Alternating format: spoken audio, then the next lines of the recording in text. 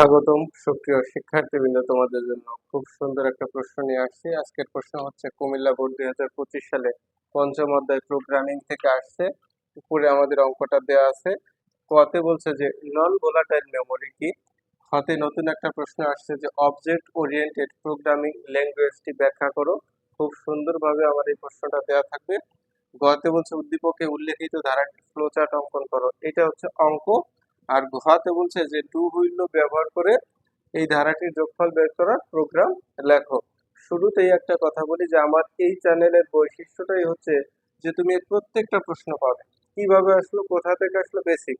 আর একটা কথা যে এই অঙ্কটা যদি তুমি ভালো করে বুঝতে পারো, তোমার যে কোয়ালিটির আসুক তুমি ফ্লো চার্ট পারবে, এই ডু হুইল ব্যবহার করে পারবে। অর্থাৎ এই একটা অঙ্ক পারলে সব অঙ্ক পারবে। শুরু করছি। নন ভোলাটাইল মেমোরি কি, উত্তরটা একটু লিখে রাখো। হ্যাঁ, উত্তরটা একটু লিখে রাখো। এটা হচ্ছে যেসব মেমোরিতে কম্পিউটার বন্ধ করার পরেও ডেটা সংরক্ষিত থাকে তাকে নন ভোলাটাইল মেমোরি বলে। এইটুক লিখলে একের ভিতরে এক। শেষ। খ, অবজেক্ট ওরিয়েন্টেড প্রোগ্রামিং ল্যাঙ্গুয়েজটি ব্যাখ্যা করো। খুব সুন্দরভাবে আমার এই ভিডিওর নিচে ছবি আকারে দেওয়া আছে, আশা করি দেখলেই বুঝতে পারবে। তাহলে ক শেষ। খ শেষ। গতে যাই। উদ্দীপকে উল্লেখিত ধারাটির ফ্লো চার্ট অঙ্কন করো। এইটা বোঝার আছে, এই একটা বললে সব ফ্লো চার্ট তুমি পারবে। উত্তর গ। উপরে একটু লিখে নিও। সেটা কি লিখবে যে উদ্দীপকে উল্লেখিত ধারাটির ফ্লো চার্ট নিচে অঙ্কন করা হলো। এখন আমরা শুরু করছি। প্রথমে কি আসবে আমাদের স্টার্ট। স্টার্ট মানে কি, কাজ শুরু করতে হবে। শুরু করার পরে কি করতে হবে, আমাদের ইনপুট দিতে হবে। এই ইনপুট ইনপুট হচ্ছে কি আমাদের এন। এই চিত্রগুলো কিন্তু মনে রাখতে হবে, চিত্র এলোমেলো করলে কিন্তু ভুল হবে। ক্লিয়ার? আচ্ছা, এখন স্টার্ট গেল, ইনপুট গেল। আচ্ছা, ইনপুটের পরে আমাদের এটা কিন্তু সামান্তরিক হবে। এই ইনপুটটা কিসের মতো হবে? সামান্তরিকের মতো, একটু বাঁকা। এই জিনিসগুলো কিন্তু সেনসিটিভ, মনে রাখতে হবে। এরপরে হচ্ছে আমাদের কি,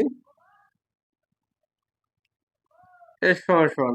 এস সমান সমান কি, শূন্য। আর আই সমান সমান প্রথম পদ কত আছে, দুই। এখন একটু বোঝার আছে যে এই যে এস সমান সমান শূন্য, এইটা কেন আসলো। এটা হচ্ছে ধারার অঙ্ক, শুরুতেই হচ্ছে শূন্য থেকে শুরু হয়, এই কারণে এখানে কি আসে, শূন্য আসে। অনেকে কিন্তু এটা জানে না। এরপরে হচ্ছে কি আমাদের একটা সংযোগ চিহ্ন। তারপরে কি আসবে আমাদের কন্ডিশন। কন্ডিশনটা দেখো যে I less than or equal N. এখন এই জায়গায় একটা প্রশ্নবোধক তুমি দিতেও পারো, নাও পারো। ঠিক আছে, এই ছোটখাটো জিনিসগুলো কিন্তু স্টুডেন্টদের ঝামেলা হয়। এর মানেটা হচ্ছে কি যে আই এর মান, আই লেস দেন, আই এর মানটা ছোট হবে কার থেকে, এন এর থেকে। অথবা আই এর মানটা সমান হবে। আমি একটু এখানে বোঝানোর চেষ্টা করি। ধরে নিলাম এন সমান সমান আমাদের 100। এখন এই আই এর মানটা কত হবে, হয় 2 হতে পারে, 3 হতে পারে, 4 হতে পারে, 5, 6, 7 পর্যন্ত 100 হতে পারে। ক্লিয়ার? বলছে কি যে আই এর মানটা হয় এই এন এর মানের থেকে ছোট হবে অথবা সমান হবে। যদি বড় হয়ে যায়, এখানে আই এর মান যদি আমার হয় 101, তখন কিন্তু আর কাজ করা যাবে না। তখন আমরা কি করি, এইটাতে প্রিন্ট করি। তার মানে কি, নো, আর কাজ করা যাবে না। এই যে সেই নোটা। আচ্ছা, এরপর আমরা কি করব, এই এটাকে কি করব, প্রিন্ট দেব। প্রিন্টটাও কিন্তু সামান্তরিকের মতো। প্রিন্ট এস, এস মানে হচ্ছে যোগফল। এরপরে কি করব, আমরা এই কাজটা শেষ করে দেব। এই কাজটা শেষ করব, এই যে ইন। এখন দেখো এই পাশে হচ্ছে কি, এই জায়গায় বোঝার আছে, এই জায়গা বোঝার আছে যে আমাদের ইএস কখন হবে। ওই যে আগেই বলা হয়েছে ইএস। ইএস হচ্ছে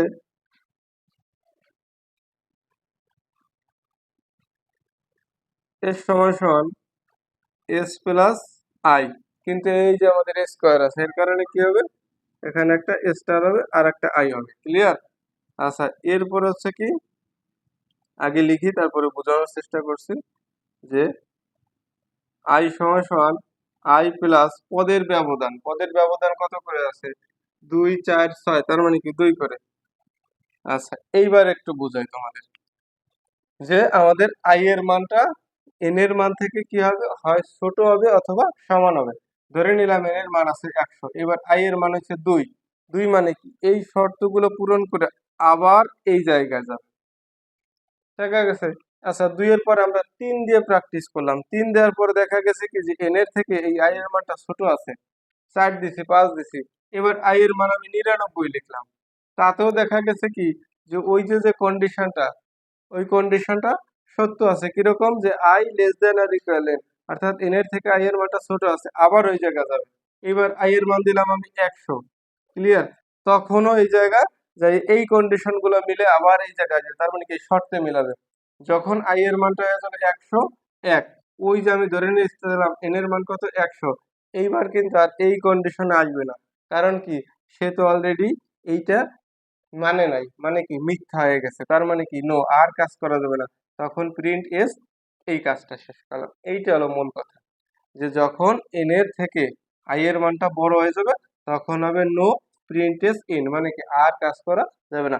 আর যত সময় পর্যন্ত এই i এর মানটা বড় না হবে তত সময় পর্যন্ত এই জায়গা দিয়ে কাজ করতে হবে। এইটাই হচ্ছে মূল কথা, এইটুকু করলে তোমাদের 3-এ 3। ঘতে বলছে যে ডু হুইল লুপ ব্যবহার করে ধারাটির যোগফল বের করে প্রোগ্রাম লেখো। তোমরা যে এই ফ্লো চার্টটা বুঝবে সে এই ডু হুইল লুপ এমনিতেই পারবে, মানে এইটা দেখে দেখে করতে হবে, এতটা সহজ। দেখো 2-3 মিনিটের ভিতরে তোমার ডু হুইল লুপটা ক্লিয়ার, এইটা দেখেই শুধু করতে হবে। আচ্ছা শুরু করছি।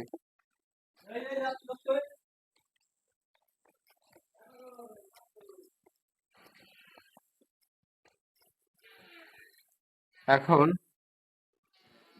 এই জায়গায় ঘ লিখে উত্তর লিখে ডু হুইল লুপ ব্যবহার করে নিচে প্রোগ্রামটি করা হলো, এইটুকু একটু লিখে নিও।